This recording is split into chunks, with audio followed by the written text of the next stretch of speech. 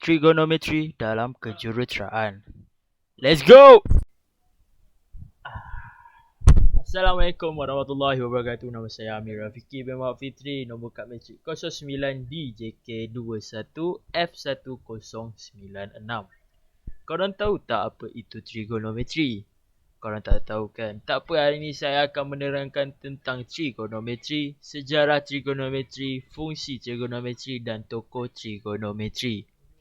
Trigonometri ini boleh dikesan dari tamadun Mesir kuno, Mesopotamia dan lembah Indus melebihi 4000 tahun dahulu.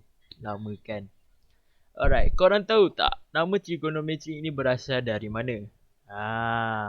Nama trigonometri ini berasal daripada Yunani yang bermaksud trigonon ialah tiga sudut dan metro ialah mengukur. Mesti korang nak tahu kan siapa tokoh-tokoh trigonometri?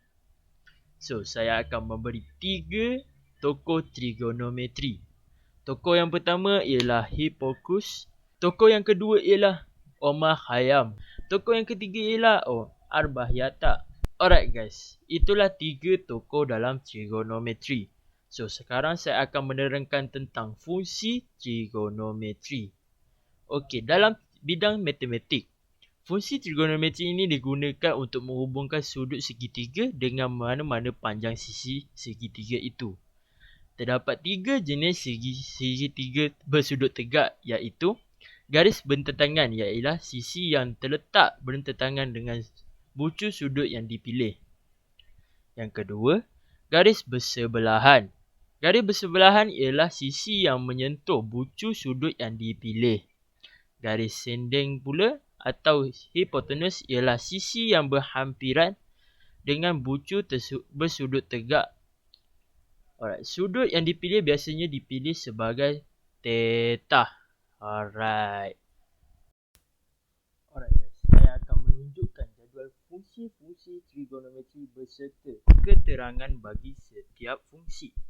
Fungsi yang pertama adalah sinus. Singkatan ialah sin. Dan keterangan ialah opposite per hypotenuse. Yang kedua ialah cosine. Yang singkatan ialah cos. Dan keterangan ialah adjacent per hypotenuse. Yang ketiga adalah tangent. Singkatan ialah tan. Dan keterangan adalah opposite per adjacent. Yang keempat adalah cosecant. Singkatan ialah cosec dan keterangan ialah hypotenuse per opposite. Yang kelima ialah secant dan singkatan ialah secant dan keterangan ialah hypotenuse per adjacent. Yang terakhir sekali ialah cotangent. Singkatan ialah cot dan keterangan ialah adjacent per opposite. Alright gang, korang dah tahu semua tentang trigonometri, sejarah trigonometri dan fungsi trigonometri. So, saya ada terfikir, adakah trigonometri ni digunakan dalam kejuruteraan? Mungkin Tuan Khairi Hanif boleh terangkan lebih lanjut pasal ini. So, let's go. What's up guys, Assalamualaikum warahmatullahi wabarakatuh. Nama saya Tuan Khairi Hanif bin Tuan Abdul Hamid. Nombor matrik 09 DJK21F1099. Korang semua dah tahu kan tentang sejarah trigonometri, tokoh-tokoh trigonometri dan fungsi trigonometri. Jadi sekarang saya ingin meneruskan tentang aplikasi trigonometri dalam pembinaan. Korang tahu tak, binaan kita itu merupakan salah satu aplikasi trigonometri. Kita tidak dapat memisahkan seni bina dari trigonometri. Trigonometri amat penting untuk menentukan sesuatu permukaan yang melengkung seperti bahan binaan seperti keluli dan kaca.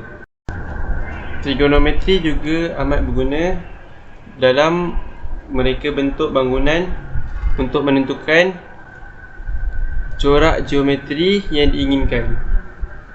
Apabila sesebuah bangunan itu menggunakan trigonometri, apabila bangunan itu siap didirikan, ianya bukan sahaja kuat dan kukuh, tetapi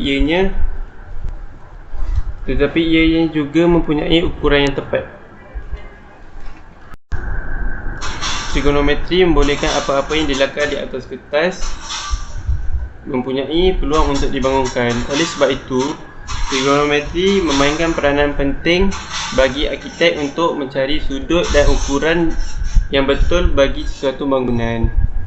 Selain itu, kita dapat lihat trigonometri juga diaplikasikan ke dalam kejuruteraan. Contohnya, bagi jurutera reka bentuk, mereka menggunakan hukum sinus dalam menyenggarakan pesawat.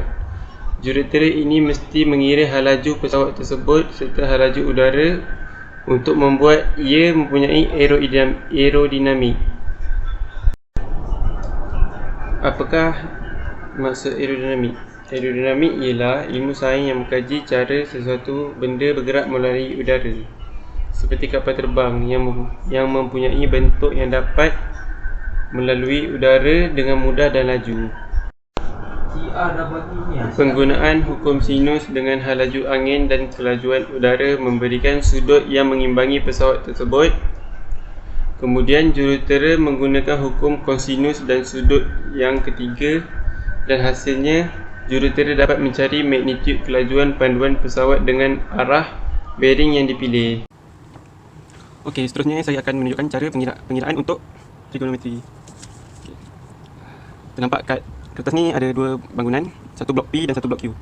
Tinggi blok P ialah 12.5 meter dan tinggi blok Q ialah 9 meter. Dan tinggi Ahmad ialah 1.6 meter. Kita baca soalan. Sudut donggakan dari Ahmad ke titik R ialah 65 darjah dan sudut tunduk Ahmad dari titik S ialah 50 darjah. Hitung jarak dalam meter dari blok P ke Q. Okey, cara first dia, kita ambil ketinggian blok P tolak ketinggian Ahmad. Jadinya 12.5 meter tolak dengan 1.6 meter. Akan dapat 10.9 meter. Langkah kedua, 10.9 meter ni kita perkan dengan X sebab kita tak tahu jarak blok P ni dengan Ahmad, kita tak tahu. Jadikan X. Lepas tu kita sama dengan tan 65. Mana dapat 65? Sudut dari titik R ini ke Ahmad. Ni 65 kat sini. Lepas tu kita kira guna kalkulator. Jadinya X sama dengan 5.083 meter. Kita dah dapat X, jarak X ni kita dah dapat. Kemudian kita kira blok Q pula. Sama je cara dia, kita ambil ketinggian blok Q tolak dengan ketinggian Ahmad. Jadinya 9 meter tolak 1.6 meter dapat 7.4 meter. Kemudian 7.4 meter ni kita perkan dengan Y sebab kita tak tahu jarak blok Q dengan Ahmad. Kita perkan dengan Y. Sama je, kita guna tan 50 darjah. Kita dapat dari sini. Dari titik S ni ke Ahmad, sudut dia 50 darjah.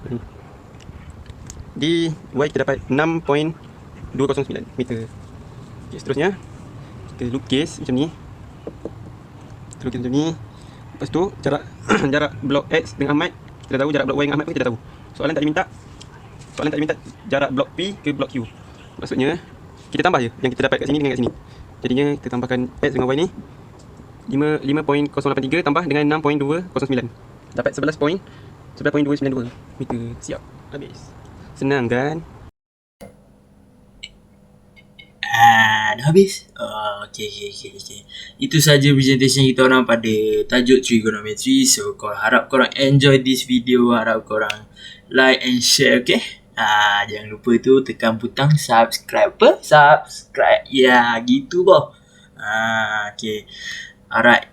Harap kita minta maaf kalau kita ada terlepas pandang dalam tajuk trigonometry. Harap kita terlepas ke apa. Mungkin kita akan perbaiki semula dalam tajuk-tajuk selanjutnya. So alright gang, habis sampai ke sini saja terbelit kau. So bye, see you on next video. Bye.